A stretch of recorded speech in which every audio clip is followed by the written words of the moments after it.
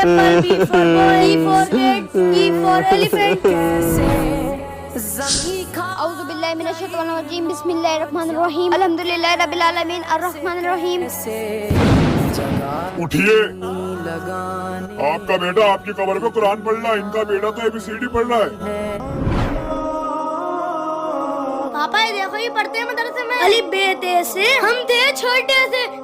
अरे अनस, अपने बेटे को मदरसे भी भेजा करो पढ़ने के लिए। क्या मदरसे में? अरे गरीबों के बच्चे पढ़ते हैं मदरसे में, हम जैसा अमीरों के नहीं। हमारे बच्चे इंग्लिश मीडियम स्कूल में पढ़ते हैं, A for apple, B for ball. और मदरसे में पढ़ के मिल ही क्या जाएगा, 5 से 10 हजार रूपए की नौकरी। और वैसे भी इस पढ़ाई से सरकारी नौकरी नहीं मिलेगी। चलो साइड में कहो।